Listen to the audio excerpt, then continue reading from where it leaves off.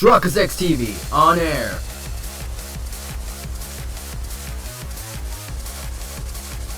We are now live in 3, 2, 1. Welcome back to another exciting episode of Phoenix Wright, Ace Attorney Spirit of Justice. In the previous episode, we continue our cross-examination on Soren Sprocket's testimony, and then it turns out that Soren caused the car accident that caused his sister's death. And then there's just so many things that happened in the previous episode. It's just hard for me to process. If you're hyped for today's episode, we'll be continuing on today's trial by interrogating and cross-examining the Butler, Nichody, the guy who's been covering up left and right. If you're hyped for today's episode, make sure that like button is greatly appreciated to the channel. Now, we'll be taking a little short recess. But yeah, the previous episode, a couple episodes ago, oh my god, if I know this would be a to be continued right here, of all the times, we could have done that. But no.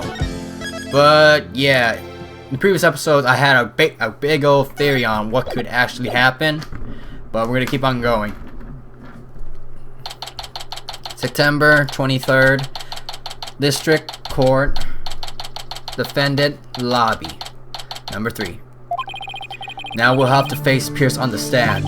I'm not sure if I should be surprised or not. One thing's for sure, he won't be an easy adversary. So, do you think Pierce did it? It's too early to say anything at this point, but I do think he's still hiding something. Nick! Why didn't you pin everything on Soren, loser, back there? Looks like Larry still hasn't given up on Ellen. If this Pierce guy is really the bad guy, then Soren and my Ellie will live happily ever after together. Larry, that's not the kind of thing a decent human being says. Shame on you, Larry! Oh, boo-hoo! You think I don't know? I know I have to give up on my Ellie. But Nick, promise you'll make her happy. She deserves a happily ever after. I'm sure Soren will make her happy once all this is said and done. The trial's about to resume, Mr. Wright. Alright, you ready, Maya? Yep, let's go. I'll be waiting for you, Nick. Alright then, today's episode, Pierce Nichody's testimony. This lag, though, is still haunting. September 23rd, District Court, Courtroom, number 6.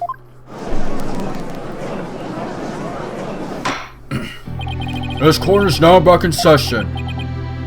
Witness, please take the stand.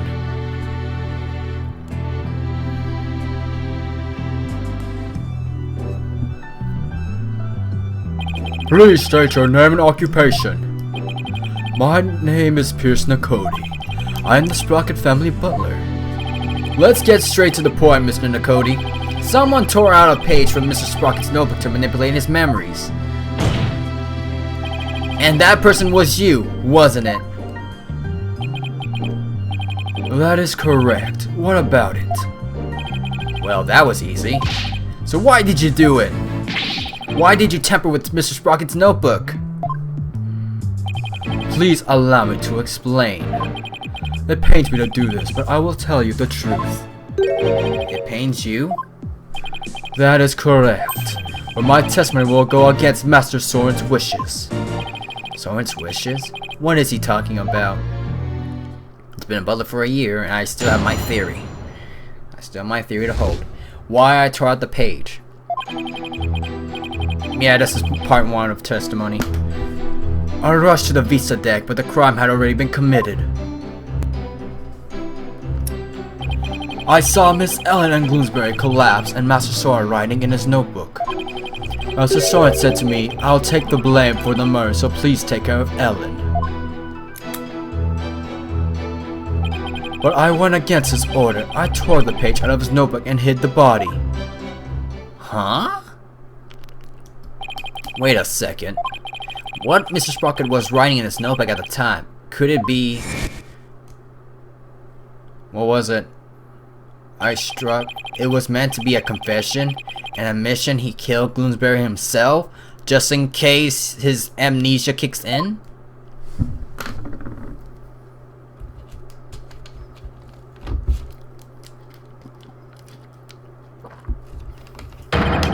He wrote that message to take the blame for Miss Wyatt? That is correct. Master Soren did hit Bloomsbury with a tanker to save Miss Ellen. Then Mr. Sprocket was the culprit after all. However, that blow did not kill Bloomsbury. That makes sense. Mr. Sprocket's injury wouldn't allow him to put much force into it. Enraged, Bloomsbury tried to attack Master Soren, who was already seriously wounded.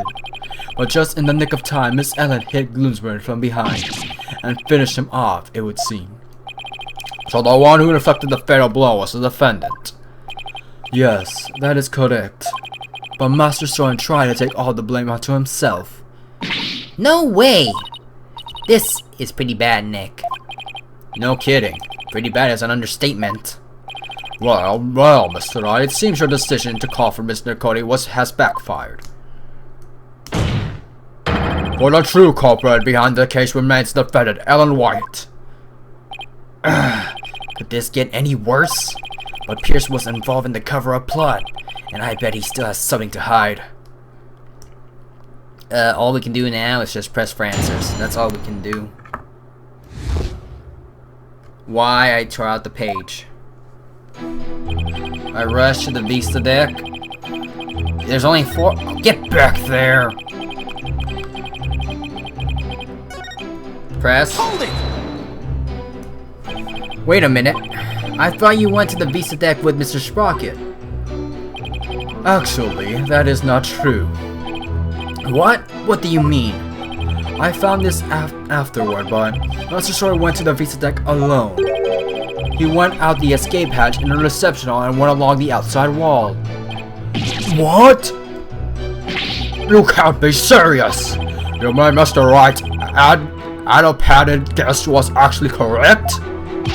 What's with the padded? I suppose truth really is stranger than fiction.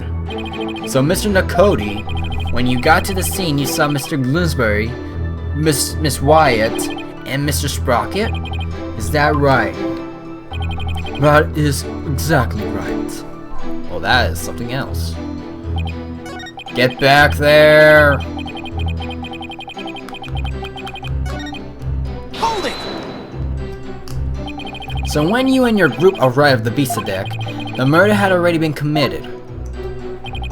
That is correct. Bloomsbury had already been struck. Miss Ellen had lost consciousness, probably from the shock of the incident. And how did Mr. Sprocket appear? He was bleeding from the stab wound he'd received from Bloomsbury. Barely conscious, he was writing something in his notebook. So the mysterious third person Ellen saw really was Soren then. In the next bar we press. Hold it! So Mr. Sprocket wrote a note of the confession in order to take the blame for Miss Wyatt? Yes. That notebook is the only form of memory Mr. Soren has, so you understand what his action meant, I trust. What did it mean, Nick? To Soren, everything in that notebook is true, so Soren tried to take the blame by altering his own memory to make himself think he did it. No. Master Soren truly loves Miss Ellen. It must have been love that made him do it. In the last part, we press. Hold it! Mr. Nichody, could you please tell the court about the more in detail?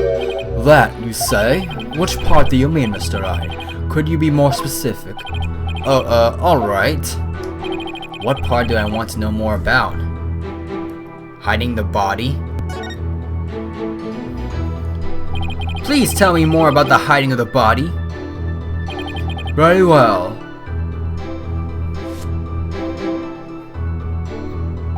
After saying he would take the blame, Master Soren passed out. That's when I hit the body. I quickly took the lift down to the hold, where I hid Mr. Bloomsbury's still warm body in the spare pegable lantern. So it was you who hid the body, not the defendant. To think Mr. Butler removed the lantern containing the body to the reception hall. Well, I did not see that coming. I don't blame you. Not even Larry can predict what Larry will do next. Maybe I should take another look at that lantern in evidence. Mr. Wright, would you like the statement added to the witness testimony? Add it.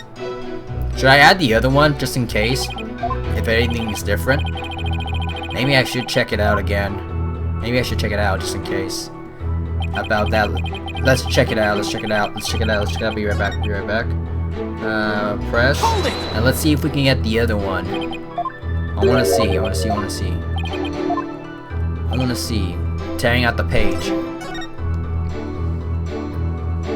Why did you go against Mr. Sprocket's orders and tear out the page? That is a silly question. As I told you before, disposing of anything that may harm the Sprocket family's reputation is simply a part of my job. Oh, right. You did say that before, didn't you? I tore the page out of the notebook in order to protect Master Sword. And that's a testimony. Does it do anything if we change it, or we get 2 new ones?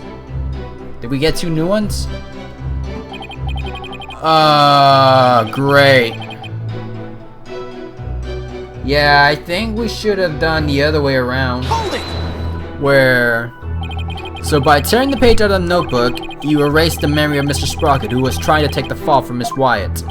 I knew it went against his wishes, but I just could not let Master Soren bear the blame for something he did not do. As his brother, I believe that was the right decision for me to make. It was all for Soren's benefit, huh? I bet Pierce would just do anything in the name of keeping Soren's image safe. Great. That was the yeah. If I thought we were getting 2 new ones, but no, we just switched the testimony here and there. So we have to go back to it, and then we have to look at the Pega cow thingy. And then so we have to do it again. Hold it! Yes, that will contain the right answer. Okay, hiding the body, and then we'll go back to that one part, and then we'll have to investigate the evidence about the Pega pool.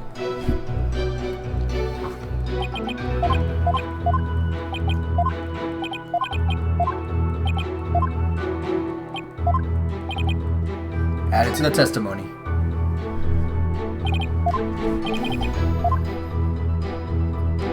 Now, let's press on 4 on that last part.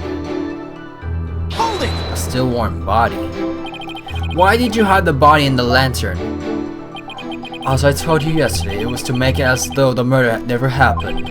But thanks to Mr. Butts, things did not turn out as planned. So holding the second wedding reception wasn't Mr. Sprocket's idea, but yours, wasn't it?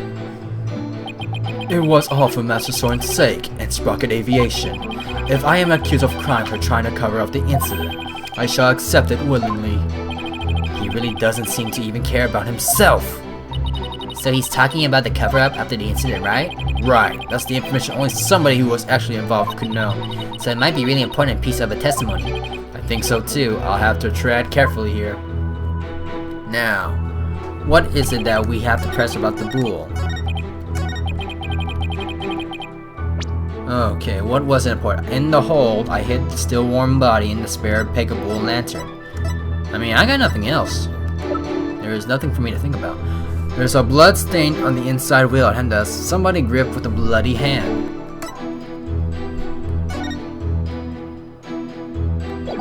The victim was discovered inside one of the lanterns in the reception hall. Was found collapsed inside one of the Pega-Bull lanterns. Scattered around the body were flower petals, a note, and the broken parts of the lantern. The petals were the still warm body. That means he was... wait. He was already denounced dead, right? Huh. What else to look at? In the hole, I hid the still warm body in the spare Pega-Bull lantern. A note found the victim's body. The writing is smudged off. Written by a right-handed person. A device that utilizes dry ice to emanate a mouth thick of fog vapor. I mean, what evidence do we have? Well, in the hold, I hid the still warm body in the spare Pega-Bull lantern. Okay, that's the truth right there. Wait, what exactly was this, though?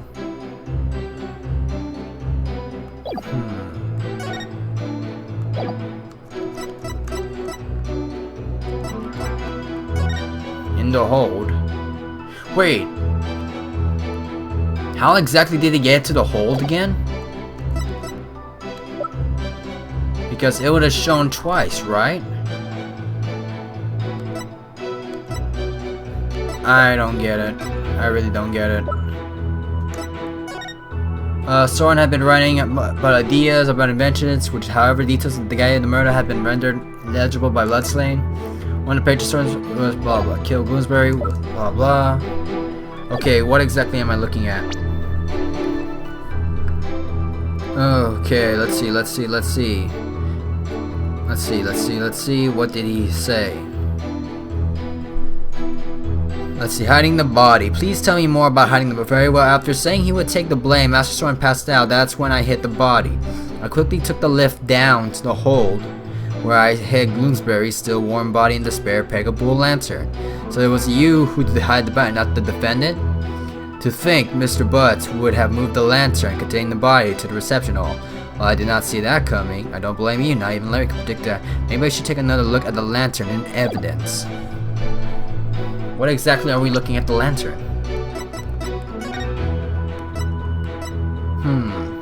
That's the lift. That's the entry card.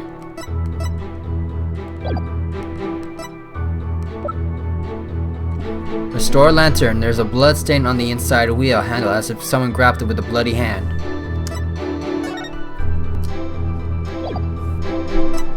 Yo, really, it just points towards it no matter what. A victim's body was found collapsed inside with a Pegable lantern. Scattered around the body were flower petals and note, and were broken parts of lantern. Petals were from the flowers, not from found inside the reception hall. I really got nothing. It's something pointing towards something. One of these things has to lead it, so I had to look it up. I really got nothing into this. Because really, what am I trying to go after? Okay. Do we continue? Cross-examination. First option. Hiding the body. Add to testimony. Broken lantern. Wait, what? Present broken lantern at the new. Okay, we'll figure out where the hell this means. Objection! I don't know. It just points to it no matter what, but I just don't know what could it mean.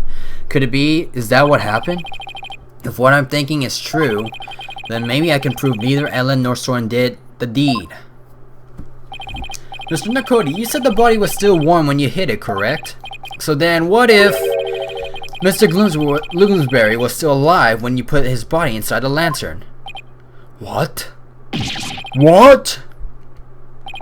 That's preposterous. Actually, this shows the victim might have still been alive inside the lantern. I'm afraid you have to point out which part you're talking about, Mr. Wright. This part shows the victim might have still alive inside the lantern. Right here. Right here. If we can.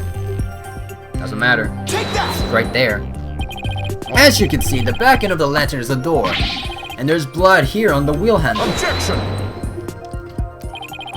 That bloodstain must have gone in there when the witness put the body inside the lantern. It, in no way, shows the victim drew his last breath while he was within the lantern. I disagree, Mr. Edgeworth. For you see, in putting this lantern back together, the police inadvertently placed the inside handle of the outside, and vice versa. In other words, the wheel handles got swapped. Oh my, so they got swapped? Yes, they got swapped. What? Well, that's ridiculous. Well, not at all. If you compare the other male Pegable lantern in the reception hall,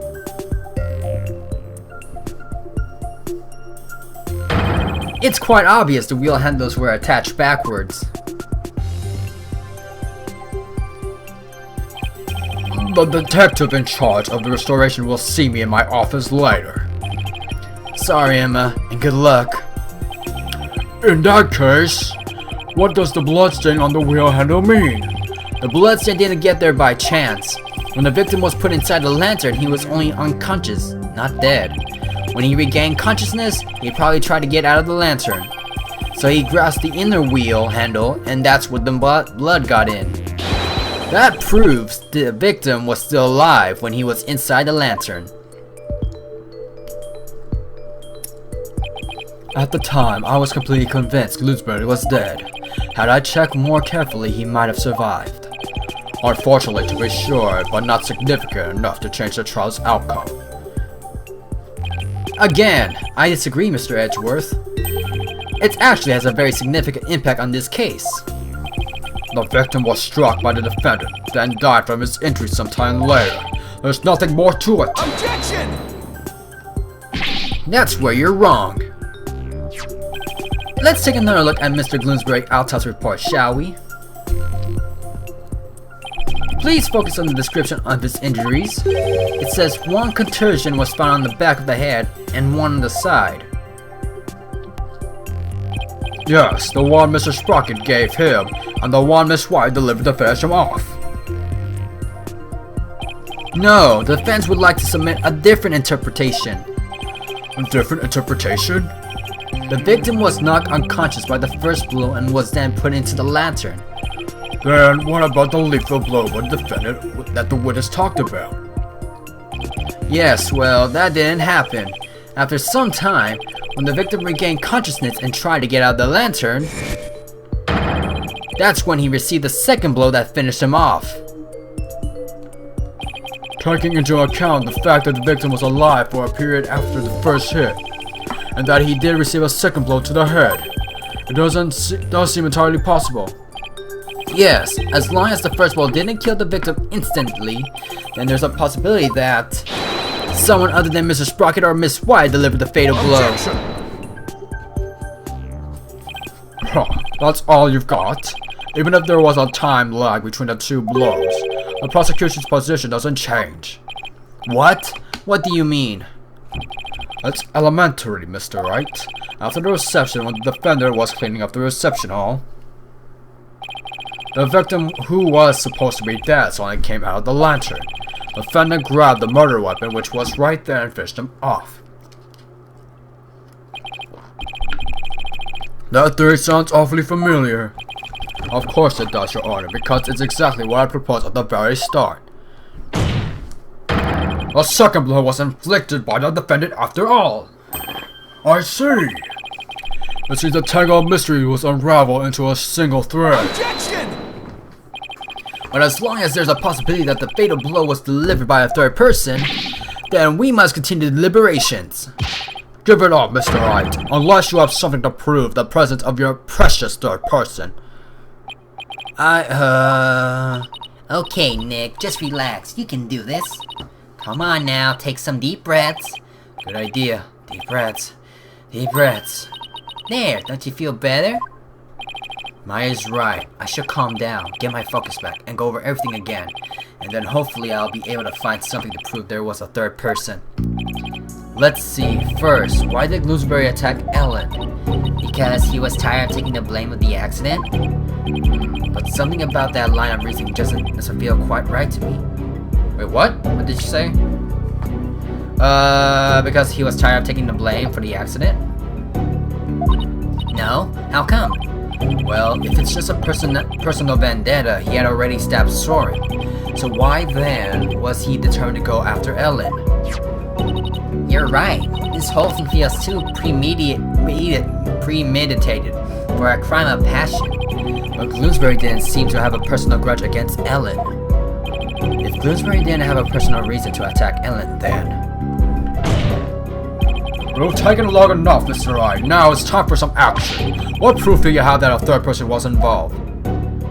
Alright, I'll show you. I'm not completely sure of what I'm doing yet, but it just looks like I'm out of time. This piece of evidence proves the involvement of a third person. Are we sticking with that freaking note? And trying to figure out where we can go with it? Take that! I get it now. Now I see why this note bothered me so much when I first saw it. It looks like a note outlining the murder plot. Oh, flashback time.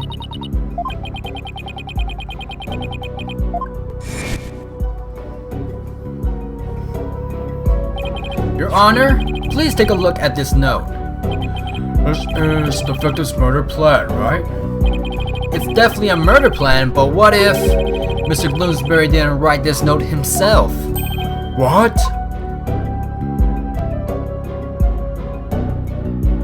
This is how you attempt to conjure up your mysterious third party, Mr. Wright? Can you ever prove that the note wasn't written by the victim? Yes. Yes, I can. Very well then, please present your evidence, Mr. Wright. This evidence proves that the victim didn't write this note. Is it because freaking the left-handed part? Let's see, is there anything about left-handed? Yeah, we're gonna go with this right here. I think we have to show this part because it has something to do with left hand. Here's the photo. It has to be the photo. Cause where can I find about left-handed people? What exactly can I show that's left-handed? I didn't write the note. Yeah, it has to be the photo. Really, I have to look it up again. No? There you go. It has to be something left-handed. I thought it was something else, but okay. This is one right here. Take that! This is the weapon Mr. Bloomsbury used to stab Mr. Sprocket. I was wondering what you pulled out this time. Then I asked what could possibly have to do with the note. Mr. Bloomsbury prints were found on this candelabra, and the prints were from his left hand. So that makes the victim left-handed, correct? Exactly, Your Honor. The police looked into it too and confirmed as much. Now, take a look at the smudge writing in this note. Notice how the smudging only starts from the middle of each preceding line? Had this been written by a lefty, the writing would be for the far left end. This means that whoever wrote this note was definitely right-handed. In other words, somebody other than the victim wrote this note. What? But if someone other than Mr. Bloomsbury wrote it, then what does this note mean? Mr. Bloomsbury followed this note to the letter when he attacked Miss Wyatt. So clearly this note isn't a murder plan written by Mr. Bloomsbury, but rather these are instructions to kill Miss Wyatt and issued by somebody else. If it wasn't a victim who wrote these so-called instructions, then who wrote it? Most of the people involved are right-handed, you know. He is correct. The majority of the family and their employees who were on the airship are indeed right-handed. I must say that is a very rough slip-hole conjecture you propose. I haven't figured out who wrote it just yet. Leave it to Mr. Edward to go for the jugular. This culprit who ordered Bloomsbury to attack Ellen. What could their motive have been? I already figured it out. It doesn't seem very likely Ellen did anything to incur anybody's wrath, right? Right. Not too likely anyway. In that case, it has to be about Soren. If somebody were to hold a grudge against someone, what would it be about? That's accident, I guess. I can understand if Bloomsbury felt resentful about having to take the blame. But the one who lost the most of the accident was Soren's sister. She lost her life after all. Soren suffered too, of course. He was crushed by losing somebody so precious to him. And this is where I stated from the previous episode. The motive was basically getting revenge and having Soren feel what it felt like to lose someone they love. Somebody precious, huh? Soren's sister. Wait, there's one more person. There's someone else who must have a grudge against Soren. Did you figure out something out? I think so. I think this somebody else used Bloomsbury to try and get revenge against Soren, and that's what I said in the previous episode. Did you say somebody's trying to get revenge against Mr. Sprocket, Mr. Wright? The person who manipulated and used Mr. Bloomsbury was... Hello?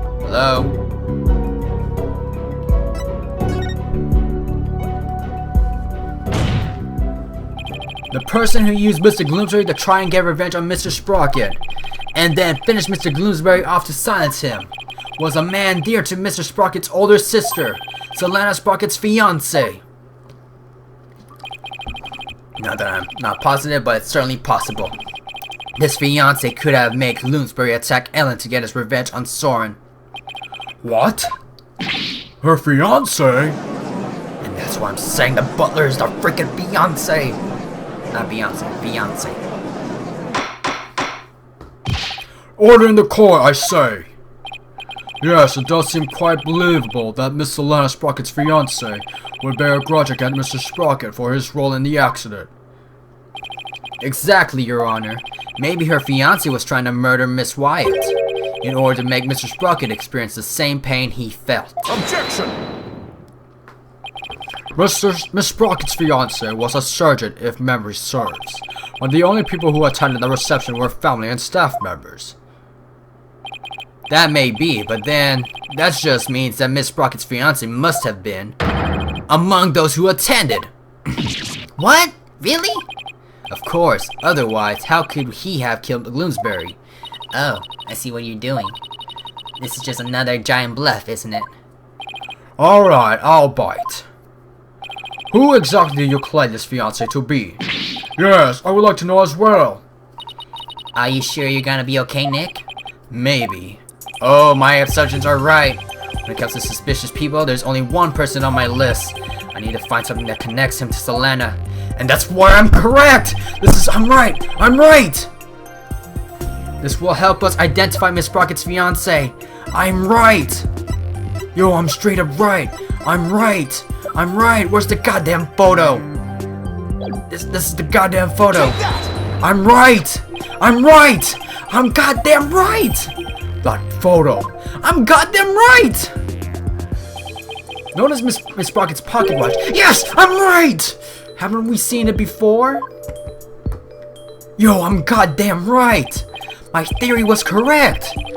Yes, now that you mention it, I do feel like as if I've seen it somewhere before. I'm right! I believe we all seen it right here in this very courtroom. Ah! Impossible! That's right. The pocket watch in this photo? I'm goddamn right! Yo, I'm gonna add it. It's the same pocket watch Mr. Nichody was on him right now. Yo, I'm gonna put this in. I'm gonna edit this out and make sure I add those clips where I'm stating my theory right here. This is where I'm right.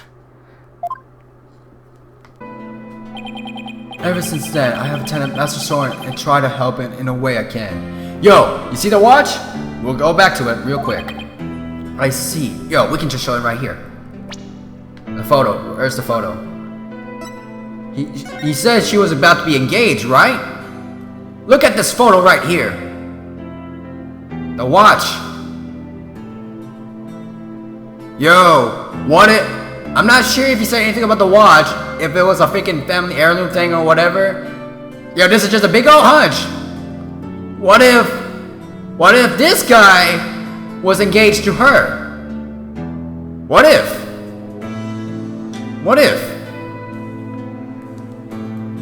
What if he was the fiance, he was the surgeon, he was failed to freaking... Mind blown! March 8th! The freaking... March 8th, the sister died. And then, the diary, all the details, blah blah, and then you get this guy right here who became the head butler in 1 year time span because he was the fiance. What if? Mind blown right there. Mind blown. What if it all comes together?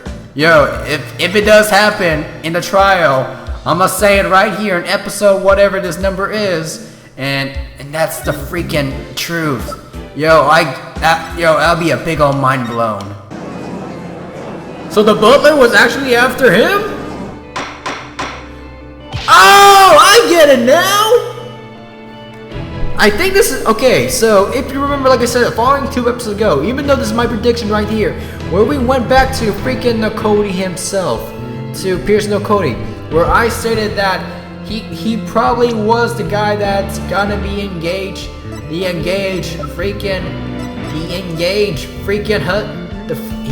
this guy here, my theory was that he's the engaged man that was trying to save his freaking sister, who was supposed to be the fiance at that time. and this guy was supposed to be the groom, but he was unable to save her, and this guy was not him, but this guy was the one that freaking caused the accident. So his motive for this was that he can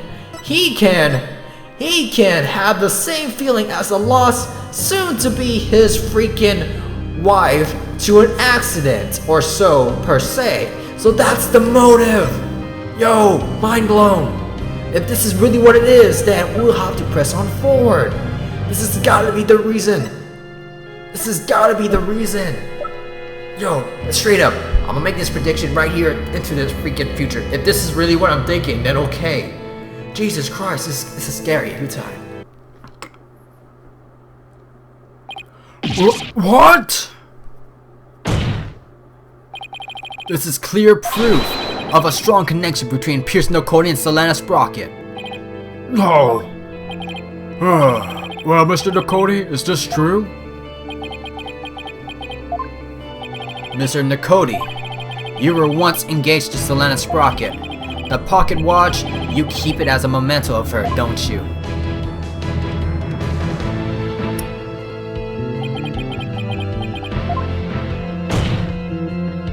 Mr. Nichody, you plan to rob Mr. Sprocket of his loved one to make him feel the same pain as you, isn't that right? Yo, I'm definitely right. I'm adding those clips no matter what. And I'm gonna do the same thing again the next episode. And someone goddamn says it's a spoiler. Yo, I'm gonna leak the theories before the clips before we get started in the next episode.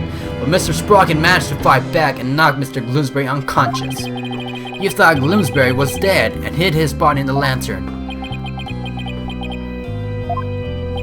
But then you noticed Mr. Gloomsbury regained consciousness. And so you finished him off to prevent your plan from being exposed. This is the fans' take on what really happened in this murder case. Mr. Wright, does this mean you wish to officially accuse the witness of the murder of Dumas Gloomsbury? Dumas Gloomsbury. Does the fans accuse Mr. Cody of the murder? Accuse. That's the only option, right? The next part, third option, sign a photo. First option, yeah, we accuse. And then we'll end up the next episode. The feds indicts Pierce Nichody on the charge of murder Dumas Gloomsbury. Oh my! Mr. Nichody, would you care to respond?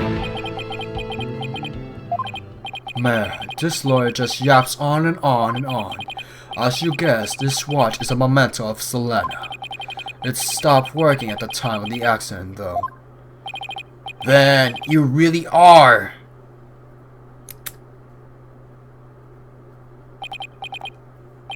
Yes, I was Selena's fiancé, and not just her fiancé, but the surgeon beside her deathbed. Objection! Mr. Nichody, why didn't you tell me any of this before? Shut it, you useless prosecutor. I thought you could be of use, but apparently this case was too much for you. What did you say? If your office hadn't struck its nose all up in this, I could have swept it under the rug. Not only did you interfere with the case, but you even let me fall under suspicion. That's because you kept trying to cover things up on the sly.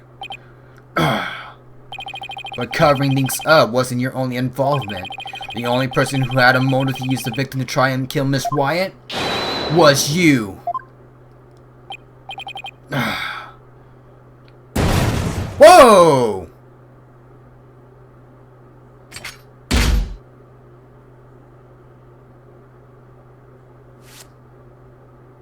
Hello! Hello! Malignant tumors. There are malignant tumors in the courtroom, oozing with false charges. The tumors are one idiot lawyer and one useless prosecutor. After the truth is revealed, I'll have the both of you incised from the legal world. Huh, I'd like to see you try. With the power of the Sprocket family, it'd be a cinch. What is he making? I will now begin the operation. What in the world happened to Mr. Nichody? Looks like he's finally showing his true colors. Nick, look what he did to the shoulder mech. Quit your yapping before I suture your chatty lips shut. It's like he's a completely different person. Sure looks like it, huh? We can't let our guards down. Mr. Nichody, it's finally time for you to testify. To the truth! And with that, we'll be ending off today's episode right here, ladies and gentlemen. The next thumbnail pill, I'm gonna show that freaking Dr. Face freaking Pierce Nichody no matter what. If you all say it's a spoiler towards something, then check out these clips that I'm about to be posting up on the face theory I had. And then if you continue to say it's a freaking spoiler, there is completely something wrong with you. So the next episode will be entitled to something I have no idea. But it's Pierce Nichody, and I already based out my theories left and right, and that who he is, who he was, and all this and that. I'll be posting the same clips again the next episode.